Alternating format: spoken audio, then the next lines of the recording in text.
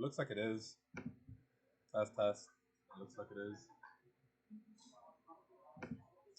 That's it's on purpose, so you have to be in class. You gotta pay attention.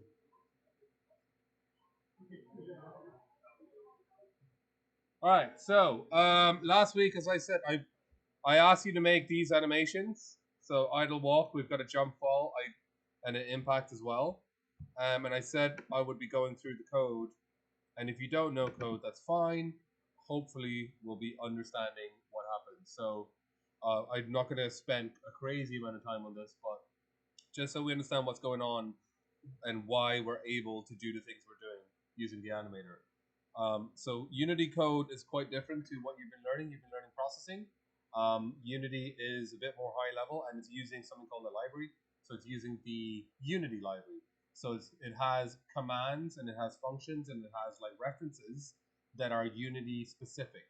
So for example, if I look up here, stuff like get component, that's a Unity specific thing where it'll look for components. Like you can type get component in a different language, it won't work. It's using the Unity library. But stuff like for statements, if statements, bools, functions will all work the same. So hopefully you kind of get an understanding. All right. Um, again, just up to now, your kind of like experience with Unity. Eh? Do you know game objects? Okay. Do you know prefabs? Okay. Do you know public and private? All right. There's less, yes. So public, if anyone knows, you can see when I'm declaring, you all know variables, surely, floats, bools, and stuff. Okay. When I'm declaring a variable that's public, it means that it shows in the editor. So every time I say public float, if I go to the animator, there's that code. That float is public, meaning I can type into it. You'll often do that for stuff that is that you might need to tweak. So for example, I have a public float, max speed. I don't exactly know exactly what the max speed is while I'm creating the code. So I make it public so while I'm playing the game, I can tweak these values and change them on the fly without going back to the code and doing what's called hard coding. Okay?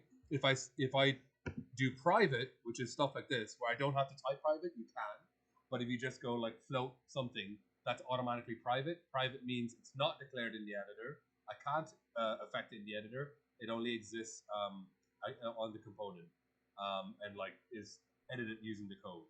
But it means if I want to change something on it, I have to go back to the code. All right, there's reasons to use both.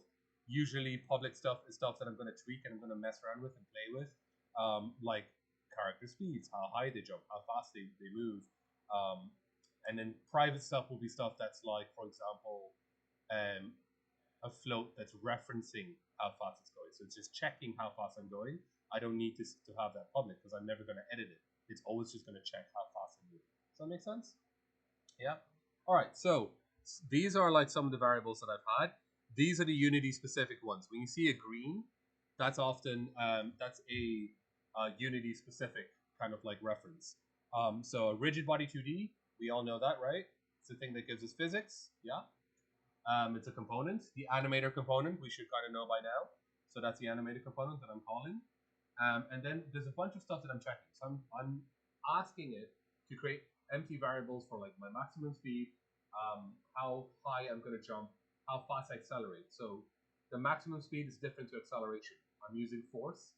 So I'm using an acceleration force to move it up to the maximum speed. So it'll keep accelerating until it hits maximum speed and then it stops accelerating. Okay, that's what I'm going to do. Then let's see what I have. I also am checking my current speed. That's why this is private, because I just need to check it. And I'm checking my current vertical speed. Okay. I've just named these variables. This could be named anything. I've named them current speed and off speed. Get into the habit of naming your variables correctly. Well, not correctly, but easier for people to read. Because I know some programmers who will be like float X, float Y, and you don't know what X and Y is. Some people like programming like that. I prefer programming. And most game developers and most game companies will program where you give it a name that makes sense. Okay, so far? We're on board yet? Me too. Okay, so void start. We know that happens at the start. At the start, I'm doing, remember I'm declaring animator anim, so I'm calling an animator anim, and I'm telling the code find anim. So anim is get component in children. Get component in children means wherever the script lives, it'll check itself and it'll check all the children until it finds animator. So it'll find an animator and then it'll assign that to anim, to anim. Okay. The same with the rigid body, get component, rigid body. Again, it'll check. Get component will check itself and it won't check the children. Get components in children will check the children. All good so far? All right. So that's how this code knows where the animator is and where the rigid body is, because I'm telling it to go check itself. Check where you are, check your children. If you find an animator, assign it to anim. If you find a rigid body, assign it to my rigid body. All good so far. So fixed update. Maybe I should change to update. Nah, actually leave it a fixed update. So start happens when the game, like literally when I press play. That's when start happens. It happens once and then never again. Update happens every frame. Fixed update happens every physics frame.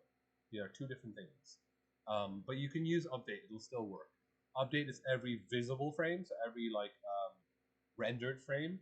Fixed update is every physics frame. Sometimes a physics frames can run like 3 or 4 or 10 times per actual rendered frame. Does that make sense?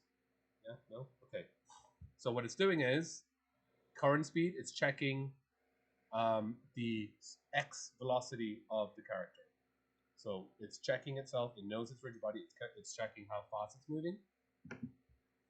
I'm declaring a move float, and I'm using this, and this is Unity again. Green input.getAxis horizontal. What Unity will do, input.getAxis will get keyboard as well as joystick inputs. And if you say horizontal, Unity by default will declare that any kind of like joystick left and right, that's horizontal. WASD, so it'll be A and D, as well as arrow keys, so left and right arrow keys will be counted as horizontal. Okay. With all these things, and this is all Unity and all code, everything in Unity, everything on the x-axis, so like to the left is always negative. Let's say this is 0. Everything from the left is negative. Everything to the right is positive. Okay. So if I start at 0, I'm going here like -1, -3, -3, -4. And then the same, if I'm going right, it's going to be positive. So it's the same with speed. If I'm going left, my speed, if my max speed is 10, I'll be going -10 if I'm going left. Does that make sense? So minus that way and then positive that way. Good so far? Yes? Okay. And then this code is just checking like if my move is greater than 0, meaning I am moving, meaning I'm pressing something, then it's gonna flip it. What this does is it flips. So I don't have to, you know, the way we created the character only facing one way, this automatically flips the entire thing. What this does is basically this. And that's just why I have the code and physics here and the animator on a different level. All this is doing is basically going x-axis, if it's going the other way, -1. Ooh. 1. That's all it's doing. It's just flipping the whole thing. Okay? And that just means we don't have to do a left animation, a right animation. We just have the animation going one direction, and it'll flip it for us, depending on which direction we're moving. Okay? Cool. So that's what that's doing. This one, this is checking what my current speed is. And as long as my current speed is less than whatever I said the maximum speed is, and I'm on the ground, so and you all know you have done if statements. Yeah, you know what anan is? This like double ampersand. It just means if, like if this and this happens. So if I'm on the ground and if my speed is less than my maximum speed, then give it my acceleration. This is basically giving it the acceleration that I defined. So push the acceleration speed. Does anyone know, and this is a bit advanced, why I'm doing mathf.abs? Mathf.abs is absolute, meaning it'll convert any number, negative or positive, it'll convert it to positive. Yeah, exactly. So I need to know whether I just want to know my max speed. So I'm doing it absolute, so I don't care if I'm going left or right. I just want to see whether I'm close to my max speed. Okay. And then this is the important part for the animation. anim.setFloat speed. So I'm telling the animator to set a float, and if you remember, we did this already. I'm telling the animator set a float. I'm calling it speed, and that speed value is my current speed. Basically, how fast am I moving? And that's what I was calling here in the transition. There's that speed parameter. Is that okay so far? All right. And if I go back again, I also now have a jump code. And the jump code, I can either use vertical, which is up, down arrow keys, or WS.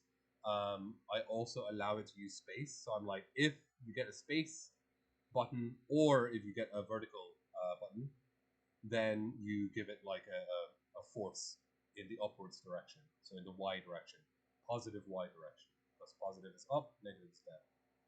And then again, in the animator, we're telling it, look for vertical speed, and the vertical speed is basically what my rigid body's velocity is, up or down.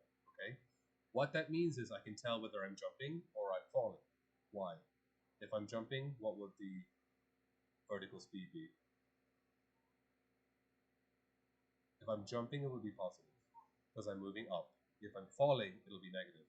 And that's how I can tell the animator to play a jump animation or a fall animation. If nothing you understand today, just understand that I have like positive and negatives. So when it's positive, I know I'm jumping. When it's negative, I know I'm falling because my vertical speed is going negative. Okay. And then this final bits, these is the on trigger stay and the on trigger exit. Again, hopefully you remember this. You have a trigger, and this trigger is just saying if that trigger detects a collider, I'm on the ground. If it doesn't detect a collider, I'm not on the ground, meaning I'm jumping. So I have that. If you remember, there's my little trigger box, and it's below the player. So if it's in a collider, you kind of know that the player's standing on something solid, and if it's not in a collider, you know the player's either falling or jumping. Okay. Any questions so far? Oh, I know that was a lot of code, but I've given you the code, and you can hopefully read through it in your own time. Now we're going to complete the animation. So we had idle and walk last week, and again, if I select it, let's play. Wait, my computer will blue screen. Cool. And we have the speed there. We can see. So if I move left and right, I'm using absolute speed. That's why the speed is always positive. It never goes negative because I checked it as absolute. And I'm not playing because I'm just flipping it. So basically, when I'm moving that way, it's moving correctly. And if I go that way, you can kind of see the animator gets flipped to -1. See? So it's all it's doing is flipping it. So I'm not actually playing a different animation. It's still just playing the run animation, but the whole thing is flipped, so it looks like it's going. All good so far? Now, the problem with that is, if you notice, I don't know if I can zoom in. Main camera, zoom in a little. So if you notice, you see a limitation with me just flipping. What's the limitation? Huh? Exactly. If I have a gun or something like that, that arm is going to flip, so it's like the left arm, right? Because I'm just flipping the sprite. I'm not actually making a new animation. That's fine if your thing is symmetrical, but just so you know, if it's something where like I need to have, let's say, a weapon or an item, and it needs to be carried in a certain arm, if you do it this method where you just flip it, it's also going to flip arm, so it's not great. But it's kind of like it's fine for what we need. Okay, so that is just the walk and the idle. So that works, and that's what we did. But I also have a jump, fall, and an impact. I'm just going to show you those animations before we go to admin. I'll show you now, but it's literally like one frame. So idle here, fall. It's literally just doing that, and it's looping. So it's just kind of like I'm falling. Jump would be the opposite. If anyone's played Mario, you know that kind of like one leg behind jump, and again it's looping. Should be looping, and it's just looping up. And then impact is one frame only, and it's just like the character just kind of like almost like double tap. Basically, when I jump, I should play jump, and then when it's falling, it'll play the falling, and it'll transition to impact, and then goes directly back to idle. Does that make sense? Right. So it'll fall and go like, and back to idle. So I only want one frame because I don't want to have the long animation.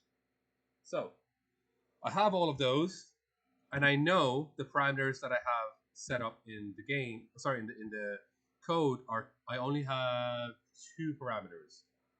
Yes, I only have two parameters, which are speed and vertical speed. That's all I'm checking and telling the animator. So it knows whether it's moving or not moving, and it knows whether it's um, falling down or going upwards. That's all we're telling the animator. But based of that information, we can set up the animator so it plays the correct animation, hopefully. So idle to walk. I know I have a vertical speed, so float, and again make sure it's the same spelling. I think it's the same one. Vertical, yeah, big S speed. Okay, and again, let me just test this before we do this. Hopefully you'll see vertical speed go negative as it falls. Yeah, you saw that? And if I jump, see it goes positive and then negative. So great stuff. So basically all it's doing is checking the rigid body, and it's saying, am I moving? Yes or no? Am I going upwards? Yes. Am I going downwards? Yes. That's all it's doing. And then if I'm not moving upwards or downwards, it's 0. If I'm not moving at all, it's 0, as you can see there. So that's perfect. That works great for me. Hopefully you can kind of see what I would be doing now. So let's say I'm going idle to walk. Remember that I said there's this any state thing. So any state happens from any state. I can be idle or I can be walking, and I can call an animation from any state. That's why it's called any state. So from any state, let's say I want to do a jump animation. So I'll create a transition to jump.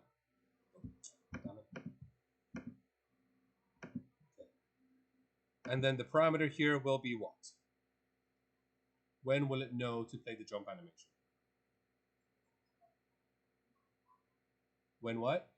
When what is positive? When vertical speed is positive. All right, let's see that. So when vertical speed is greater than, okay, so you don't know this, but always try to make sure it's not exactly 0. Because you occasionally, let's say you're on a ramp, you might be slowly moving down, and you might be moving at like minus 0.0001. And it shows 0 there, but the game is detecting that you're kind of falling a little. So if you set it at 0, sometimes it kind of goes, oh no, it is above 0 because I'm moving up like the tiniest fraction of the amount. So we usually put in a buffer. So I'm going to do like greater than 0.1. Does that make sense? Yeah, so just basically, no, you need to actually be moving up. We're sure that it's moving up because it's greater than 0.1. So it's moving up. We don't have an exit time. It'll go directly to it. I'll leave the transition as default. So from jump, we go up to jump. That's fine from any state. What happens up to jump? We got to fall, right? Ideally, we got to fall. So if we fall, that would be vertical speed less than 0.1. Simple, simple. So that makes sense. And then we have an impact. When is it going to impact? After fall, when what happens? So here's a problem. Vertical speed, you can't do 0. You can only do greater or less than. So what I can do is, as long as my vertical, wait, no, it needs to be less than 0.1, so closer to 0, or greater than 0.1. Does that make sense? So there's a range, here's positive, here's negative. As long as you're within this range, you're like barely moving, so we count that you are like staying still. Is that okay? Okay. Let's see how this works. And I've made a mistake on purpose that hopefully someone will tell me. My what?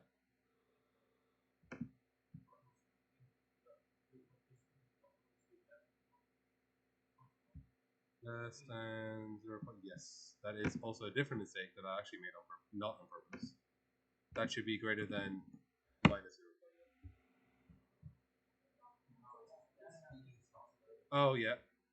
Also didn't make that on purpose, so hold on. Good, you're understanding. Okay, so I messed up, and we'll see the mess up. So I've got idle walk, jump, fall, so there's a few mess ups here, right? So one is I have exit time on, so they're playing through the entire animation before moving on to the next animation. It's not great. And then finally, from impact, it doesn't go anywhere. It just stays on impact. So that's not great. So what do? We cannot transition to any state. Oh, we can transition from any state to idle. So we can do that. Make a transition any state to idle. And that is if what? So speed is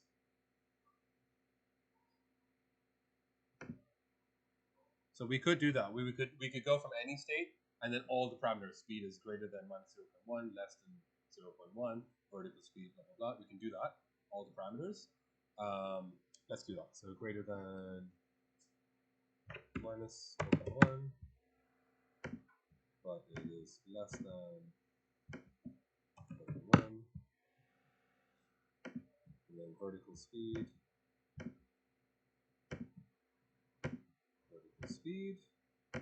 greater than 1 and less than. So basically, if you're not moving, more or less not moving, do either, which makes sense. And then anything else? You can also do a transition to walk, because I could be falling and then go straight to walking. It's possible. So in this, we have, let me do the vertical speed first. Vertical speed is greater than minus 1. Vertical speed is less than 0.1. And then my speed is greater than, okay? So if I'm moving, it goes to 1. If I'm not moving, it'll go to idle. Have I broken anyone's brain? It's completely fine with that. Yeah?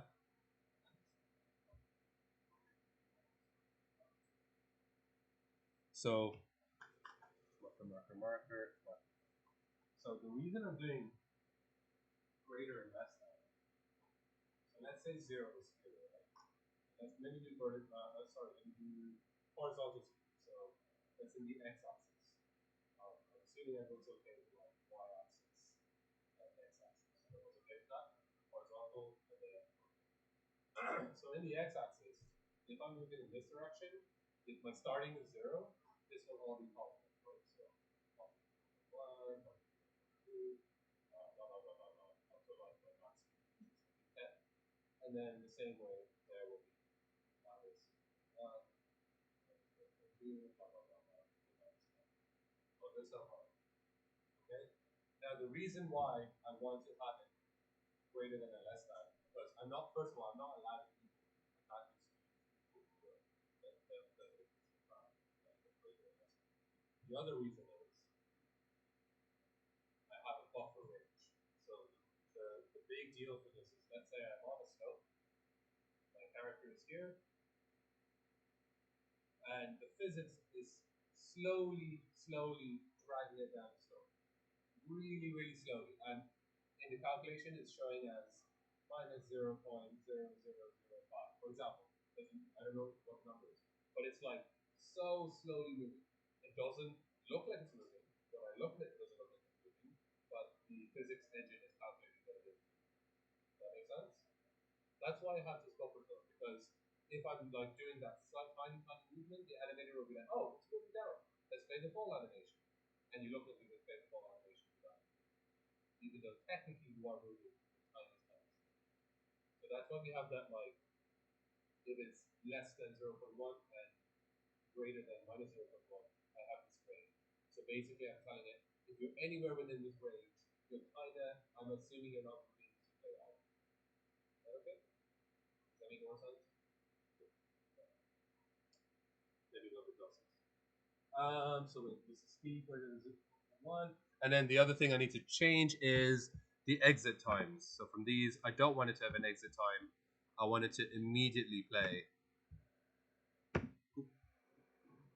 What? Do I need a collider for impact? Well, I have a collider in the game. This has a collider, so it's colliding on it. So let me just go over again Here's the code. It has this capsule collider that's going to handle impacts, and then it has a box collider that's set to trigger, and that box collider is going to handle detecting other colliders. So press play.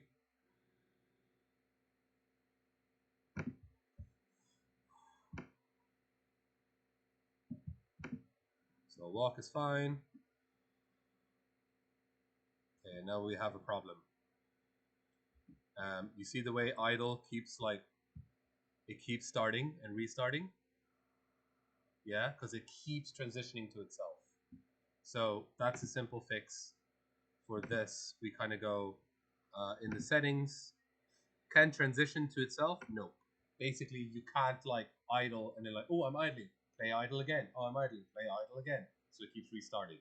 So I'm turning that off. You cannot transition to self. Same with jump. You cannot transition to yourself. Now let's try. Oh, I'm just going to change this camera. I keep having to tweak it. Okay. Oh, perfect. It's not transitioning to itself now. It's just playing idle. Walk. Good stuff. Goes back to idle. Jump. The worst jump.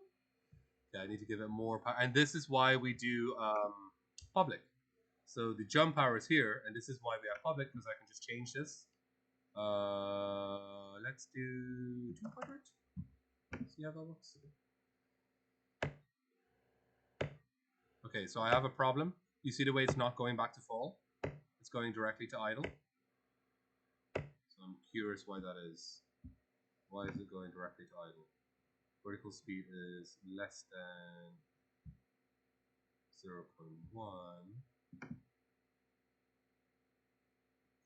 And then this is, if vertical speed is greater than 1.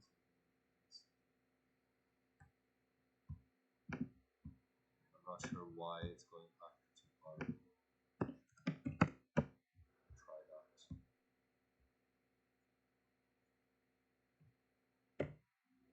Ah, forget it. Jump power 200.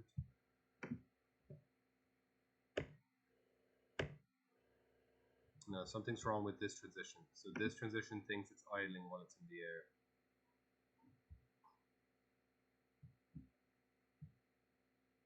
Okay.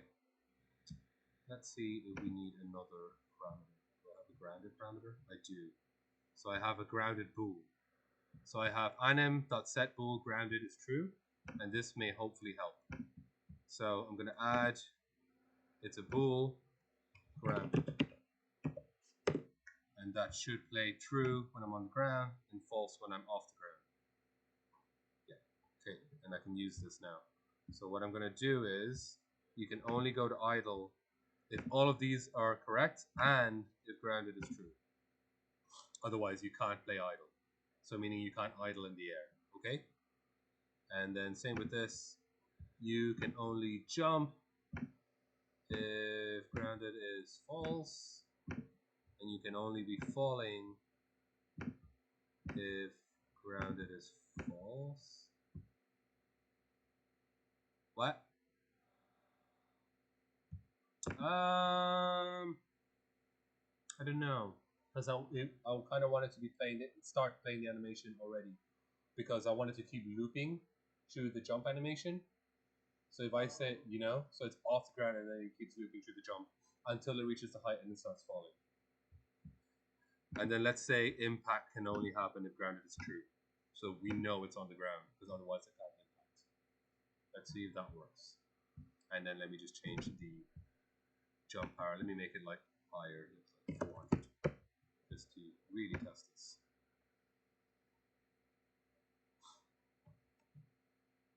Yay! And that's correct. Oh, the walk thing as well. I need to also make sure a walk cannot happen if it's not grounded. So grounded is true, only then can you walk. So basically in the air you'll just play jump. Perfect. Oh.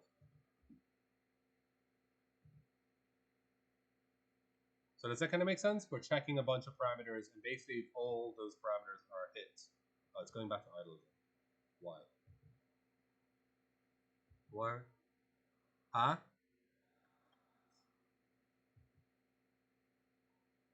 Disable the walk in the air. Like, so walk is disabled. I don't know if I saved that.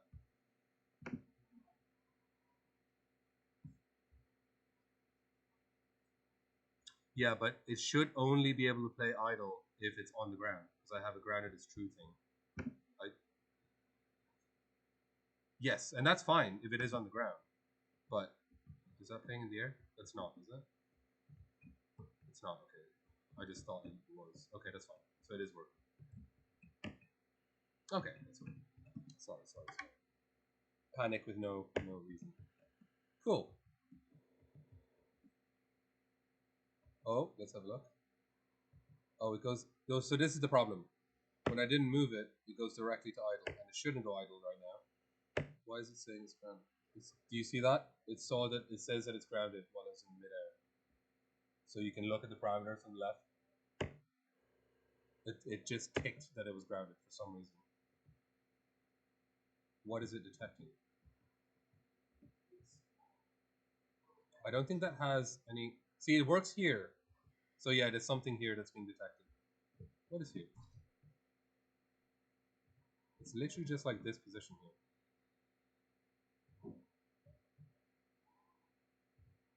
That's so weird. Yeah, like right here. What's here? I don't see anything. No, I don't see anything. Oh, is it Peaches? Get out of here, Peaches.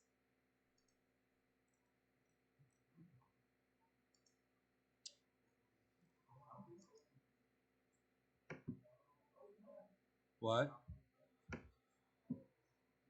Yeah, it's low. But is that that's a trigger though? It shouldn't detect triggers. Yeah, that is a trigger. It shouldn't detect triggers though. It should only detect colliders. Let me just check the code there. Collider 2D collision.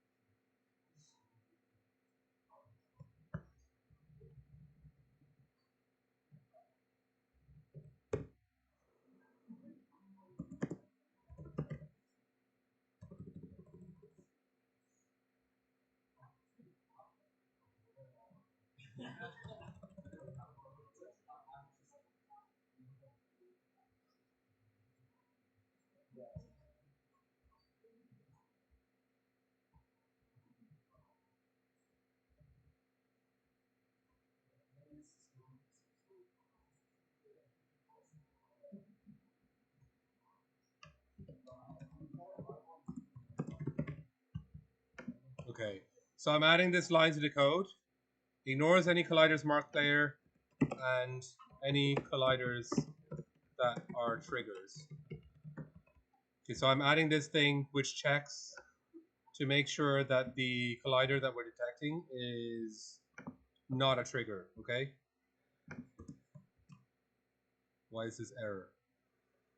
Why are you error? Oh, because I put it in the wrong place. Okay. So hopefully we can still have Peaches there, because we want Peaches. So let me bring Peaches all the way down here. Let's test this.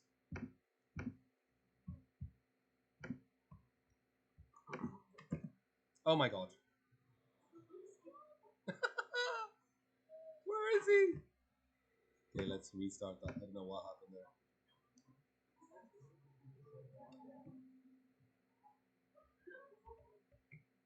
Okay, so Peaches is up there and it's not detecting Peaches anymore because I told the code to be, and I'll give you the updated code.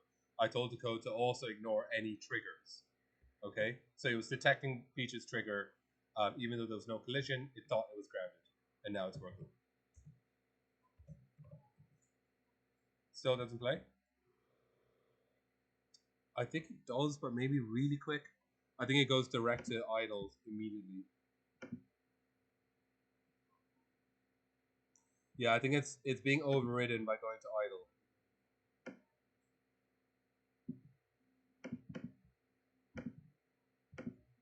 I'm gonna link impact to idle as well.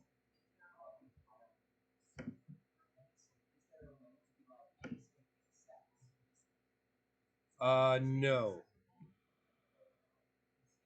Oh, it did. It did. It should now go. Did it? No, it's using the anti-state.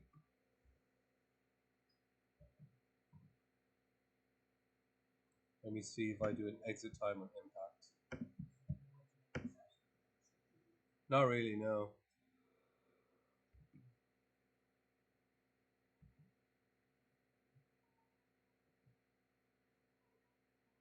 Like if I really want to, I'll have another variable to check when it just impacted, and it doesn't play idle until that happens.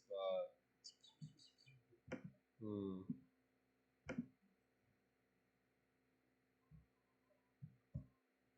I could just delete this one and just have that happen. Let me turn off the impact on that one. Exit time, sorry.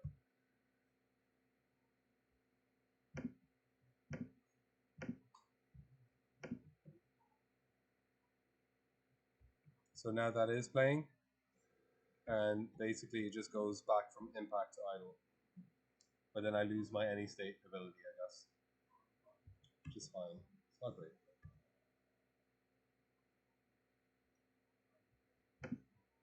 Cool. Now, we've got 15 more minutes. The last thing I want to show you for today, tracking the player. So right now, I just have the main camera here, and I can just do a really simple thing, which is just grabbing the main camera and childing it to the player. That does work. It's not amazing, but it works. So if I child this to, why can't I move this?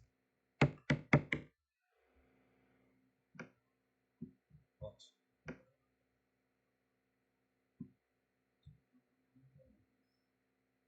No, because it's not. And again, so I'm minusing the animator part. Why? Because the camera is a separate game object, that doesn't get minused. Okay.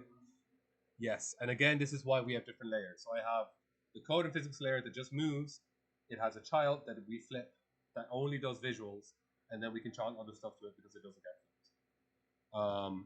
So let me just move the camera so it's kind of like in center.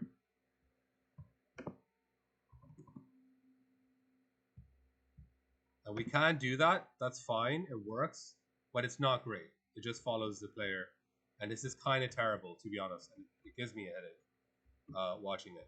So we don't have any what we call dead zones. And a dead zone is where we have like a buffer. So the camera is like that. The player is here. We don't move the camera until the character moves outside of this like kind of buffer area. That's a dead zone. We can do that either using code or do I have it installed? Cinemachine. We go to package manager and I don't have Cinemachine, so we look for Unity, and there's a Unity package called Cinemachine that will hopefully not break my computer.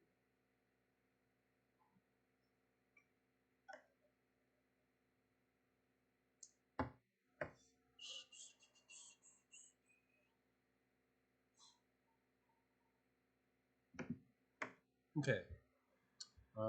Cinemachine right here. So to import a package, packages, if you don't know, are extra Unity functionality. They're not installed in the base engine because otherwise it would be huge. So like Unreal is 65 gigabytes or something because it has all the functionality. These are the extra functionalities. So I want something called Cinemachine. I know what it does. Like we have other stuff like in-app purchasing. It's a package. You can download these things into your project. So I'm going to install this, and this should install. And now I should get Cinemachine functionality. Basically, what Cinemachine does is a whole suite of things. Cinemachine works with 2D and 3D. You can do like cutscenes, so you can have like areas where it swaps between cameras. You can follow cameras. You can have dolly tracks. If anyone's ever worked in a film, you have a dolly track and it moves around. There's loads of stuff, but all I want for this is for it to have a little follow camera. So let's see. That's done. I should have a window. Where's my Cinemachine stuff? Right click. Here we go. So when I right click, create Cinemachine, I want to create a 2D camera. And instead of using the main camera now, it uses this virtual camera. So I can say follow Torbjorn. And I can just drag that in. And now it's following Torbjorn. Okay? Let's have a look at that. I should be able to see the dead zones as well. Game window guides. Are they in the game? No.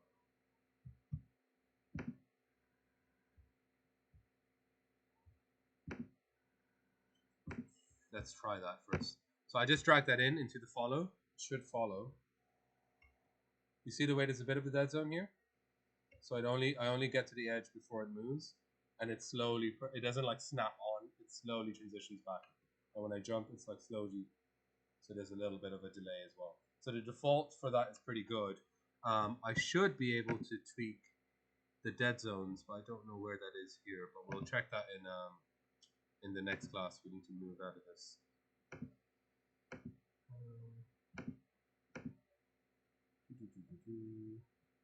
But there's a bunch of different stuff you can do as well. Maybe let me not do a 2D camera. Maybe it's because I'm using a 2D camera. Let me delete that and see.